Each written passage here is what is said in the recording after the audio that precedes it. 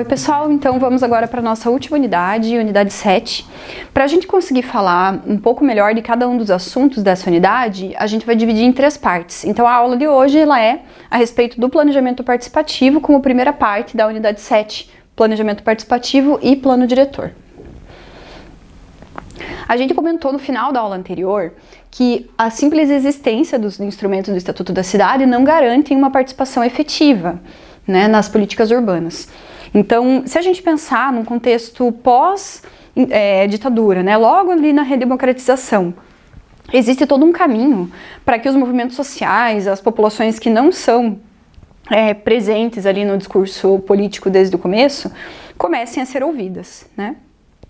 Acho que a gente já falou um pouco sobre isso, mas hoje é muito mais fácil para uma mulher como eu estar aqui dando uma aula. Não é um grande entrave pelo fato de eu ter sido uma pessoa que teve acesso à educação de qualidade, fiz uma faculdade pública, enfim, eu tive condição de acessar praticamente ali as mesmas possibilidades que o meu irmão, né, que é um homem, mas assim como eu, veio da mesma classe social, tem o mesmo tom de pele, tem a mesma capacidade ali de fala, de discurso, aprendeu, né, teve esse conhecimento passado. Mas tem pessoas que são diferentes de mim, né, que têm outra cor de pele, pessoas trans, enfim, uma série de questões, pessoas com deficiência, que ainda hoje tem mais dificuldades do que uma mulher branca de ser ouvida. E eu, como uma mulher branca, já tenho mais dificuldades do que um homem branco de ser ouvido em determinadas situações, ou de pessoas mais velhas, por exemplo, né? Então, quando a gente pensa em participação popular efetiva, a gente pensa em tentar fazer com que as minorias tenham a mesma voz que as pessoas que majoritariamente têm voz, desde que a gente conhece o Brasil.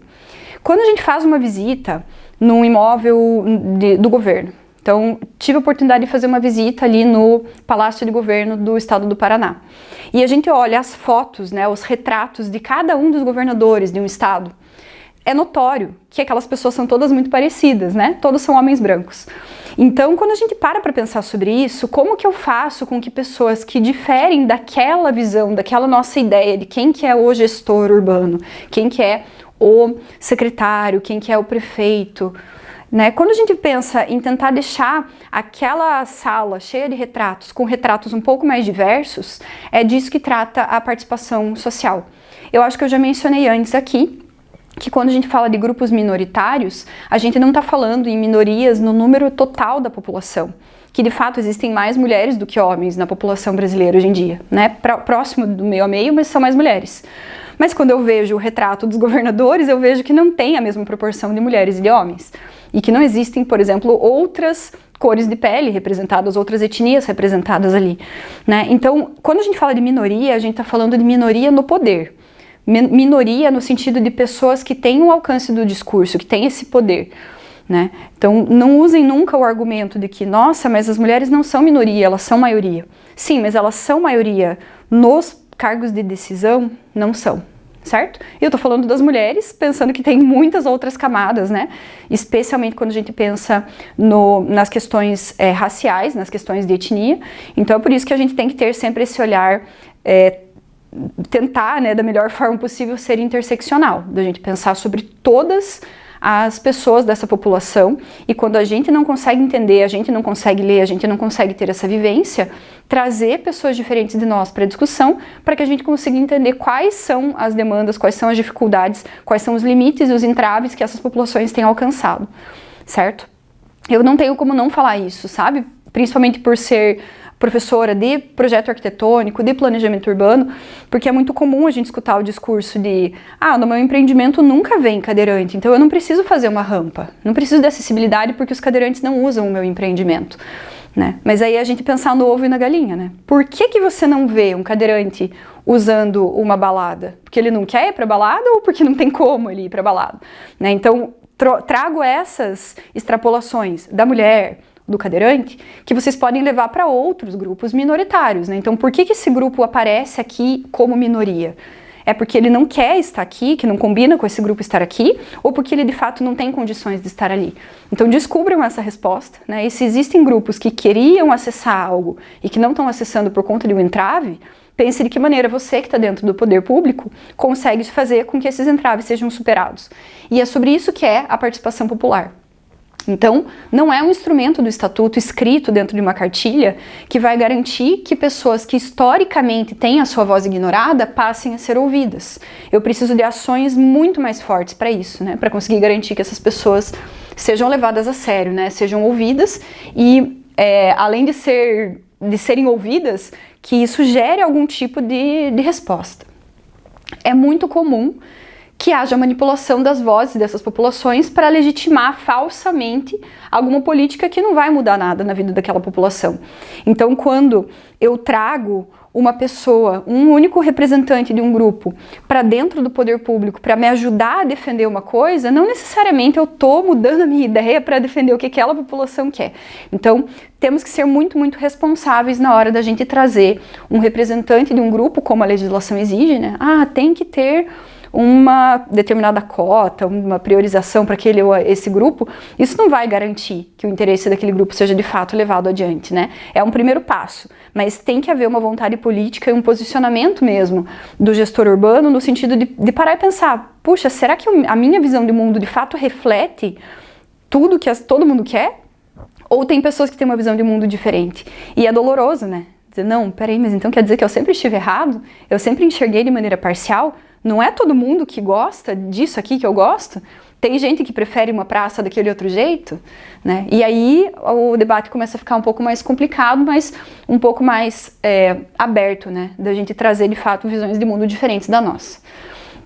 Então, como que eu faço para que diferentes pessoas consigam participar e se sintam à vontade participando dos espaços que eu promovo dentro do meu município? Então, agora eu estou pensando em vocês todos que estão assistindo essa aula como partes do grupo de gestão urbana que está promovendo uma audiência pública, ou que está promovendo uma conferência, ou você está ali redigindo o texto de lei que vai definir quem são as entidades que podem participar do conselho de habitação da tua cidade. Então você fica assim, será que é aquele grupo de engenheiros, será que aquela entidade ali dos incorporadores imobiliários deve entrar nesse meu conselho? Será que aquela ONG faz sentido estar aqui? Será que o movimento negro deve estar aqui ou não tem nada a ver com as demandas deles? Então eu estou pensando porque eu já estive nesse lugar, de estar dentro do poder público, fazendo ali uma legislação, olhando para os nomes de todo mundo que queria participar do conselho e pensando, peraí, essa entidade ela se enquadra como um movimento social ou como instituição? Né, uma associação de engenheiros, será que isso é um movimento social? Ou isso é uma entidade? Então, essa leitura, né, de como que eu faço a participação é uma coisa que muitas vezes cai na mão do técnico. Eu acredito que seja muito provável que vocês estejam exatamente nesse impasse, nessa atuação de vocês dentro do poder público. Então, pensem sobre isso com uma visão que vá além da visão de vocês. Acreditem, vocês têm uma visão limitada. Por melhor que seja a formação acadêmica, por mais interessados que nós sejamos, nós sempre vamos estar presos à nossa visão de mundo, da realidade que a gente viveu também. Então o repertório pessoal, ele também contribui muito. Então se armem ao redor de vocês, de pessoas diferentes de vocês.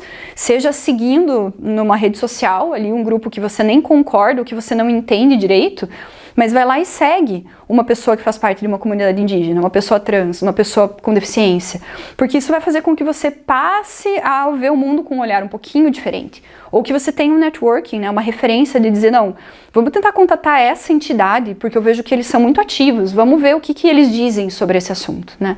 Não é um demérito você não saber tudo. Você parar e falar, não, deixa eu chamar quem sabe algo que eu não sei, né? Isso, eu acho que esse é o principal. Eu podia parar a aula aqui, sabe?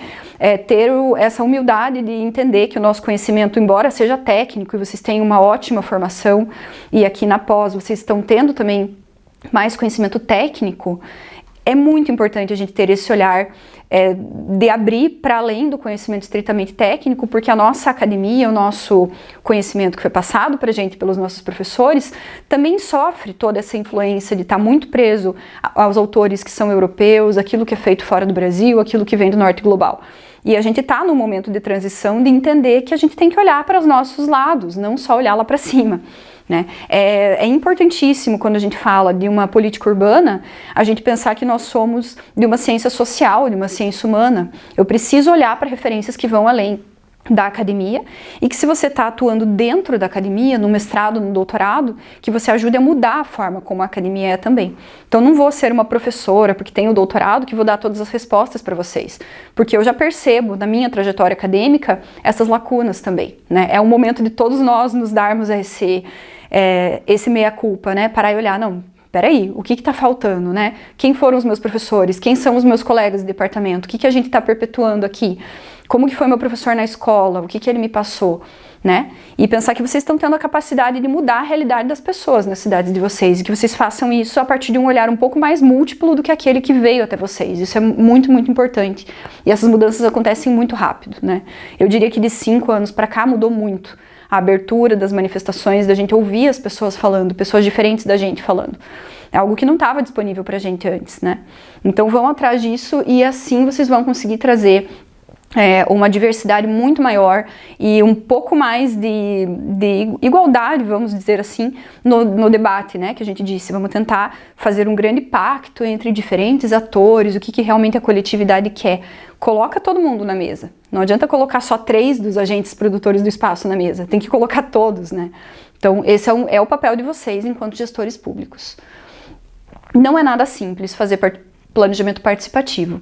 A gente vai ter desafios, vai haver resistência, né? Obviamente vai haver resistência do chefe de vocês, do secretário, do prefeito, tô dando sempre o exemplo do patrimônio histórico, do incorporador imobiliário, que sempre pode fazer o que queria, e agora tem uma entidade ali de patrimônio histórico que fica me tolhendo, que fica me impedindo, né? Exige muita organização e muita vontade política mesmo, de você querer fazer política. O que é vontade política? Ouvir quem é diferente de você. E isso é difícil, né? É doloroso mesmo. A falta de participação é um dos principais motivos pelos quais o plano diretor não consegue ser implementado. Então, se a gente pensar que nós, enquanto gestores urbanos, queremos que o plano diretor aconteça, né? Eu falei lá, nossa, 10 anos, e ao final de 10 anos eu não consegui implementar nada do que eu queria. Por que eu não consegui? Porque as pessoas não compraram a ideia, porque elas não quiseram aquilo. Então talvez aquela ideia não seja o que todo mundo quer. Talvez aquela ideia era minha, eu achava que aquilo era legal, ninguém se esforçou para cumprir. Então quando a gente pensa na falta do sucesso dos planos que são feitos exclusivamente pelo governo, muitas vezes essa falta de sucesso é porque eu não tenho mais ninguém engajado. Então quanto mais participação eu tiver, mais gente engajada eu vou ter ao longo dos 10 anos. Pensem nisso, quando for fazer uma audiência pública, pense assim, aquele cara chato da audiência, aquele que está cobrando e ficou brigando para mudar uma linha do texto final, é o cara que a cada ano vai ser o cara chato, que vai estar lá cobrando. Foi feito isso? Não foi? Como é que tá? Então é uma pessoa que vai ajudar você a fiscalizar se as coisas estão andando ou não. Então é nesse sentido mesmo da gente entender que ao trazer as pessoas para momentos específicos de participação, a tendência é que essas pessoas se engajem e queiram acompanhar todo o processo. Se você genuinamente quer fazer com que o plano seja implementado, se cerque dos chatos, se cerca dessas pessoas, traz para perto essas pessoas também, porque daí eles vão ajudar você, como gestor, a cobrar e a garantir que as coisas aconteçam. Eu vou colocar aqui, vamos dizer, não é bem prós e contras, né? Mas motivos para implementar o planejamento participativo e desafios do planejamento participativo.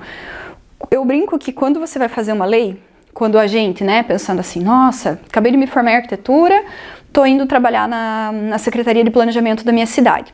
Vou fazer uma lei que vai regulamentar tal e tal coisa. A gente é muito bonzinho, né? A gente é muito inocente. A gente desenha aquela lei, escreve aquela lei e não vê quais são as brechas que eu tô criando para que uma pessoa com outras intenções torça aquela minha lei e use exatamente do jeito contrário daquilo que eu imaginava inicialmente. Então, quando a gente fala de trazer os desafios do planejamento participativo, é para que vocês fiquem de orelha em pé, sabe? Que vocês se organizem e fiquem com isso na cabeça. Ah, tá, putz, tem esse risco. Será que tem alguém aqui que pode levar para esse lado? Então vamos fazer esse texto um pouquinho mais seguro, vamos colocar uma ressalva aqui no texto. Então a gente acaba se cercando e ficando um pouco mais esperto, mais ligado no que pode dar errado para pensar como que eu já prevejo esse problema. Então por isso que a gente organizou dessa forma. Quando eu tenho uma grande parte da comunidade participando da decisão, isso legitima o processo. E quando eu falo legitima, é em dois sentidos. Tanto para a lei, né? Então eu preciso comprovar para o governo federal que o meu plano diretor teve audiências públicas nos momentos corretos. Então, teve uma audiência pública, essa audiência pública teve 1.000 pessoas, né? Ou teve 3 audiências públicas com 300 pessoas. Essas audiências públicas aconteceram em lugares descentralizados, elas foram no fim de semana, elas foram com fomento de transporte, teve até o lanche para todo mundo que foi. Isso não aconteceu só uma vez, né? Foi divulgado no rádio, foi divulgado na TV, foi divulgado no jornal impresso. Então, quando eu falo sobre fazer uma audiência pública, não é audiência pública legítima mandar convite por e-mail para meia dúzia de entidades e fazendo uma quarta-feira à tarde no centro. Isso não é uma audiência pública legítima. Porque tem uma grande parcela da população que não tem internet, que não tem como se deslocar até o centro, que trabalha todos os dias de semana e até no sábado, então só vai conseguir participar se for sábado à noite, sábado à tarde, domingo, que só vai participar se for no seu bairro, que só vai participar se tiver o lanche, que ela falou, putz, pelo menos eu vou poder não gastar esse dinheiro do lanche nesse dia porque eu vou comer lá, sabe? Então são coisas que, para quem vem de uma outra realidade, você não para pensar sobre isso. Nossa, mas eu enviei e-mail para todo mundo, a gente colocou no Instagram da prefeitura, olha como a gente é legal, olha como a gente é acessível, né? Mas isso não garante que todo mundo vai ver. Então, quando eu falo da legitimidade em dois sentidos, é comprovar para o governo, né? Então, você precisa de fato que conste no plano diretor ali, quando vai para a Câmara de Vereadores para aprovar, tem que estar claro quais foram os momentos de participação, quantas pessoas, quem que foram esses participantes, então vai ter ali o órgão de quem a pessoa faz parte, ou vai dizer ali, cidadão, não tem órgão nenhum, e vou comprovar que realmente foi uma participação muito vasta, muito variada, que foi divulgado do jeito certo, isso é tudo regulamentado. E o segundo sentido é porque daí é legítimo mesmo, né? Eu sei que de fato a população está sabendo daquilo. Então é legitimar para comprovar, para quem vai analisar, mas também legitimar no sentido que não, realmente a população está toda falando disso, só se fala nisso, né? Está todo mundo sabendo desse plano diretor que está acontecendo. A população também vai ter as suas expectativas um pouco mais atendidas quando você faz um plano diretor e a pessoa olha lá no texto da lei e ela sabe, nossa, isso aqui eu lembro dessa discussão, a gente estava falando mesmo que precisa de uma trincheira e olha, eles colocaram como uma meta aqui no 4º ano da gestão que vem o dinheiro para essa trincheira, né? Olha como que eu falei, olha, eles colocaram a minha ideia aqui, né? Então a gente tem um caminho até que essa pessoa diga, nós pensamos na trincheira, está aqui a nossa trincheira, né? Então a gente tem essa visão muito afastada. E o plano vem da prefeitura, a prefeitura decidiu tal coisa. Olha, a prefeitura decidiu tal coisa, mas eles levaram a minha ideia em conta. Talvez no futuro a gente tenha, fizemos esse plano juntos, vamos ver como é que está andando, né? Por que uma obra num condomínio, num prédio, o síndico da ideia, a gente às vezes tem uma facilidade maior de dizer, não, nós escolhemos a empresa tal e está sendo feita aquela melhoria. Mas numa cidade, que nada mais é do que um coletivo, tanto quanto um condomínio, né, a gente tem esse afastamento, né, o poder público decide, eu só vou lá ver o que está acontecendo. Não, o poder público que decide, mas eles me chamaram para discutir, para um dia chegar numa participação efetiva. Se eu tiver um diagnóstico muito bem elaborado, então vamos pensar num diagnóstico de cidade feito com técnicos, né? O técnico que vai conseguir dizer a qualidade da água está ruim, o nosso reservatório não está sendo suficiente e eu não estou tendo tempo de tratar a água adequadamente. Isso é uma leitura técnica, não é uma pessoa da comunidade que vai tomar água e dizer, não está legal a água. Não, né? É uma leitura técnica, claro. A leitura técnica não pode ser substituída por opiniões, não é isso que eu estou dizendo. Mas o líder da comunidade vai trazer outros dados que aquele técnico não acessa. Então eu vou ter um diagnóstico composto sim pelo conhecimento técnico, isso é imprescindível, pelo conhecimento de legislação, né? Isso tem que ser muito, muito respaldado, muito técnico, mas os líderes comunitários vão conseguir me trazer outro olhar e às vezes até outras possibilidades, outras soluções, ou vai me dizer, não, isso aqui não é um grande problema pra gente, isso não é a maior dor da comunidade, aquela outra é a maior dor da comunidade. E vou ter dados, então, um pouco mais realistas do que dados que venham apenas dos indicadores sociais. Dados estatísticos são mais frios. Quando eu converso com a população e eu entendo por que aquele dado estatístico é tão problemático, eu tenho um pouco mais de clareza de onde que eu devo investir, né? Onde que é prioridade. Ao fazer participação, você também tem uma ação pedagógica, ou seja, uma ação de ensino. Eu estou educando a comunidade para fazer com que eles também entendam, essa parte da comunidade também tome consciência do processo. E fale, nossa, a cidade não é assim por acaso? Né? Coisas que podem ser óbvias para gente que lida com o plano diretor, mas a comunidade talvez nunca tenha parado para pensar, nossa, eu não sabia que essa escola foi colocada aqui porque estava faltando escola por conta daquela novo loteamento lá. Nossa, eu nunca tinha parado para pensar que essa pracinha aqui pode ser usada para tal coisa. Então, entender que o pensamento da cidade não é por acaso, que ele é decidido, essa tomada de consciência faz com que a comunidade também tome responsabilidade pelos seus espaços. Nossa, mas então aquele dinheiro que a gente investiu veio para cá, mas aí as próprias crianças aqui da comunidade destruíram aquele brinquedo? Poxa, não podemos destruir o brinquedo, vamos fazer um mutirão, vamos consertar? E você vai criando uma noção de que aquilo que é público é de todos. Porque a gente às vezes tem uma ideia do que é público não é de ninguém, mas o que é público é de todos. Então, ao ter as participações de uma maneira efetiva, ao dar resposta para a comunidade a partir das demandas, você vai criando um processo de pedagógico no sentido de entender como que aquilo funciona e de tomada de consciência do processo e de tomada de responsabilidade pelo processo. Então a gente tem que ser sempre muito honesto com a população.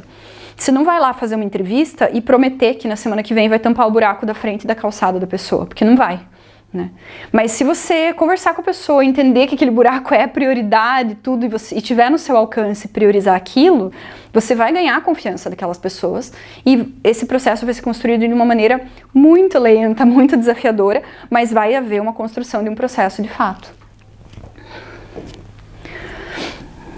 Quando a gente fala de um plano que é feito com cooperação, eu vou trazer aquelas demandas do plano, mas adaptado à realidade concreta. Acho que diz por si só, né? Eu já falei bastante, acho que vocês conseguem interpretar o que eu estou querendo dizer com essas frases aqui. Eu vou ter um fortalecimento de forças favoráveis à mudança. O que quer dizer isso? Que aquele grupo da comunidade, né, aquele líder comunitário, da associação de moradores ali, ele vai começar a fortalecer o seu grupo de maneira a fazer mudança. Não, então vamos mudar isso aqui para lá, porque a gente entendeu que é melhor mudar isso aqui para lá, fazer essa construção em outro lugar, priorizar isso e não aquilo, adotar esse novo programa. Você vai ganhando um pouco a confiança da população de entender o porquê que aquela coisa deve ser feita. Você vai entender melhor quais são os conflitos de interesse, né? Então, quando você tem a visão de uma única pessoa, aquela pessoa, de repente, é dona de um terreno ali que vai valorizar com a ação e você começa a identificar essas coisas. Não, peraí, mas por que fulano tá tão empenhado nessa ação? Ah, porque o terreno do lado é do vô dele. Mas todo mundo quer isso? Ou é só ele que quer? Então, quando você tem uma visão mais plural, você começa a entender o que é interesse de uma pessoa e o que é interesse, de fato, do grupo. Você diminui os riscos das descontinuidades da gestão. A descontinuidade de gestão é uma questão muito importante para a gente falar sobre o governo, a forma como é feito toda a gestão urbana no Brasil. Eu falei que o plano diretor dura 10 anos. Eu elaboro ele, demoro quase um ano para elaborar.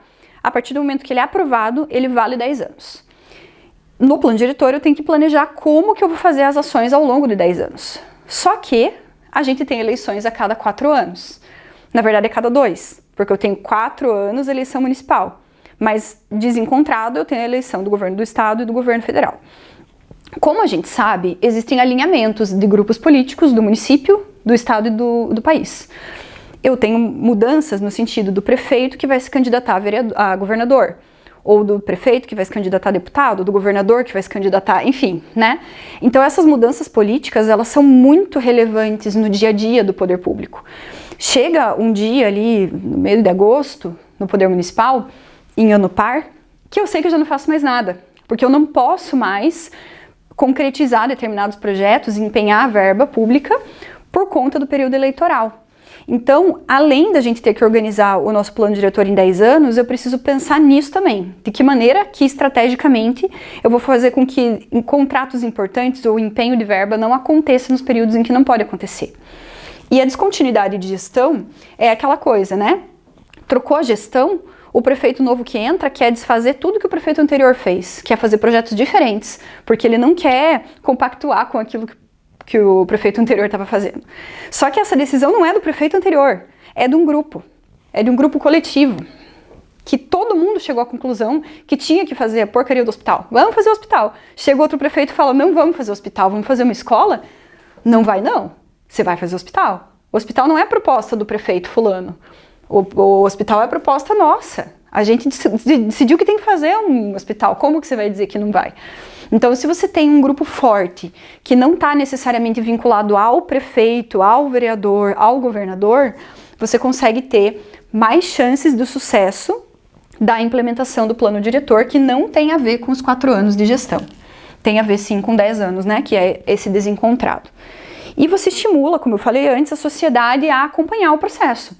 A sociedade vai querer acompanhar, vai querer estar um pouco mais de perto, querendo a concretização das coisas, porque foi ela mesma que propôs, então ela vai querer ver acontecer. Mas eu tenho desafios, né, que vocês já devem vivenciá-los e sabem que não são poucos. Deixa eu ver pra cá. Então, eu vou ter muita dificuldade do poder público abrir mão do poder. Né? Inclusive até o nome poder público ele já me fala um pouco isso, né? Não, mas então quer dizer que o prefeito não vai mais poder decidir as coisas? Que agora eu preciso de um grupo tomando decisão? Então como que eu convenço o próprio poder público a dizer, tá, não era isso que eu queria, mas vocês querem, então vamos fazer do teu jeito? Vocês já viram isso acontecer alguma vez, né? Muito difícil de fazer. Então tem que ter essa abertura política mesmo. A administração pública tem que ser organizada, tem que ser transparente e tem que ser flexível. 3 coisas difíceis de obter. Vamos aproveitar que a gente tem legislação que fala de transparência, vamos aproveitar que a gente tem ferramentas tecnológicas para conseguir ter no ar todos os meus mapas, todos os meus diagnósticos, toda a minha legislação, de forma que qualquer um consiga acessar de uma maneira de fácil leitura. E aí todo mundo vai poder opinar de uma maneira um pouco mais engajada, um pouco mais, enfim, com mais suporte. Né? Se eu não tenho um mapa que mostra onde que passa a linha de ônibus, como que eu vou poder argumentar com uma pessoa leiga que não precisa de mais um ônibus ali? Então não, eu tenho um mapa que mostra onde é que passam as linhas de ônibus. Então por que aquela pessoa está reclamando? Você tem um mapa dizendo que ele passa aqui. Eu verifico lá e ele realmente passa ali.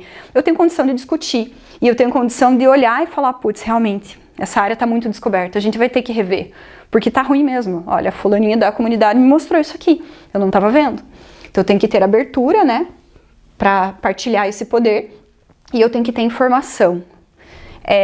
De fato são desafios, né? Os canais participativos têm que ser contínuos. Eu dei o exemplo de uma audiência pública, mas eu tenho que permitir essa participação de uma maneira contínua. Eu não estou dizendo que o gabinete do diretor do planejamento urbano, ali, do órgão de planejamento urbano da tua cidade. Eu não estou dizendo que o gabinete dele tem que ficar de portas abertas e que ele tem que ficar o dia inteiro recebendo as pessoas para reclamar do buraco da sua rua. Não é isso. Né? Porque reclamar, a gente sabe que as pessoas vão reclamar de interesses individuais também. A questão é ter um canal organizado, claro, de como que eu faço essa reivindicação, como que é. Eu tenho um conselho que vai pedir uma coisa, né, que aquele grupo pode vir conversar com o conselho, uma vez por mês, como que é o protocolo, como que eu acesso, né, se eu faço uma pergunta, eu tenho uma resposta rápida que vai dizer, não, isso está previsto, mas está previsto só para o ano que vem. Como que é essa participação? É difícil fazer isso dentro da realidade de um poder público que, às vezes, né, vai ficando mais enxuta, não tenho nem pessoal para fazer isso, por isso que está colocado aqui como um desafio.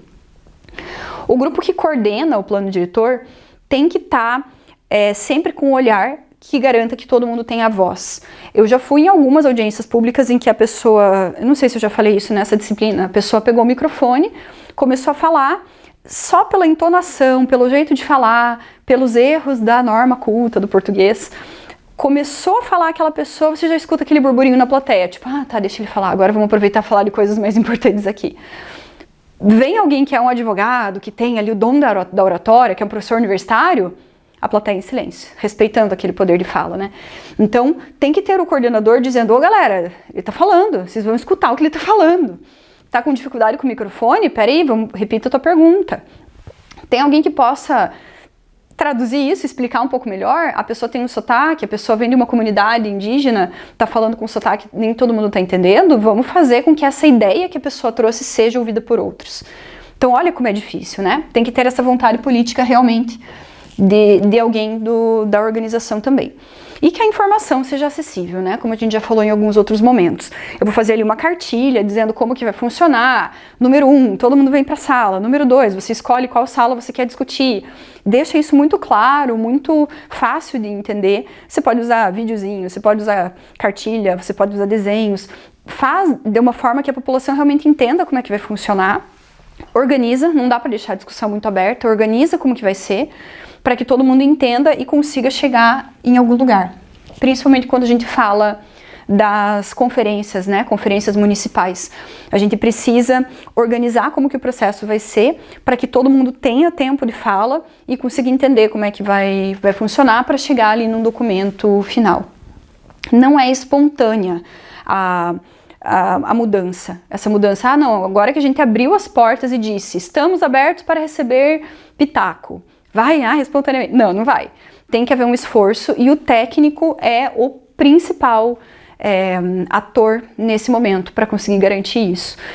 Geralmente, não vem do secretário, não vem do prefeito, não vem do diretor do setor o papel de fazer a participação. Alguém vai chegar para o técnico e vai falar, temos que organizar uma audiência pública, porque a gente estava olhando aqui, esse empreendimento é muito grande, a gente é obrigado a fazer uma audiência pública para poder comprovar que a audiência pública aconteceu. Você, como técnico, vai fazer o quê? Vai ver o jeito mais fácil de fazer, só pro forma, para poder comprovar? Ou vai dizer, não, peraí, é para fazer uma audiência pública? Vamos fazer direito. Vamos fazer audiência pública lá no bairro tal, que é perto do lugar em que aconteceu, que vai ter o empreendimento. Vamos divulgar no rádio. Vamos chamar o morador ali da região que é muito engajado e perguntar para ele, olha, em qual jornal que é melhor a gente pôr? Onde que as pessoas vão ver? Você consegue levar essa conversa lá para quermesse que tá tendo, para divulgar que vai ter? Vai você lá na quermesse, distribuir papelzinho e falar, olha, vai ter uma reunião importante, é importante que você venha, a gente quer ouvir o que vocês precisam, o que vocês pensam do empreendimento. Isso é papel do técnico, gente. Então vocês que são as pessoas que vão ter que se posicionar para garantir que essa participação aconteça de uma maneira efetiva. É uma tendência que aconteça de maneira proforme, que seja uma participação de fachada. Esse é o mais provável, certo? Então, como eu disse lá no começo da aula, você faz a participação popular meio proforme para dizer assim, olha só, a comunidade está aqui de acordo com a gente, eles também vieram participar. Quando você vai olhar na lista de participação, a pessoa chegou, deu oi, ele tirou a foto e foi embora. Tinha meia dúzia de pessoas da comunidade, o restante era todo mundo da prefeitura, porque a prefeitura obrigou todos os seus técnicos a irem lá assinar para dizer que tinha bastante gente, né? Então, tem que cuidar com isso, porque é muito, muito comum. Tem que ter participação? Vamos dizer que teve, tá aqui, ó, fizemos lá no teatro, foi um monte de gente. Mas foi participativa de fato? E aí, a gente vai falar um pouco mais, né, sobre o plano diretor nas próximas aulas, mas eu quero deixar essa questão, né, essa pergunta para vocês, e para vocês sempre pensarem sobre isso no momento que vocês têm a oportunidade de lidar com momentos de participação popular. De que forma que a gente pode promover essas novas formas de participação ou instigar que essa participação aconteça? Né? Será que eu, dentro do meu cotidiano, do meu dia a dia, desse órgão que eu consigo mudar? Eu consigo abrir o olhar do meu gestor, eu consigo abrir o olhar do meu prefeito para mostrar para ele, tipo, viu, você sabe, né, que se a população for e ficar feliz com essa audiência, eles vão apoiar a gente quando a gente quiser implementar isso, eles vão ajudar a gente a cobrar que aquele outro órgão nos ajude, eles vão ajudar a gente a cobrar do deputado que ficou de mandar uma verba, então vamos chamar a população junto com a gente. Então pensem de que maneira vocês conseguem fazer isso, porque eu entendo que esse também é um papel muito importante de vocês que estão atuando dentro do poder público. Na próxima aula a gente fala sobre o plano diretor.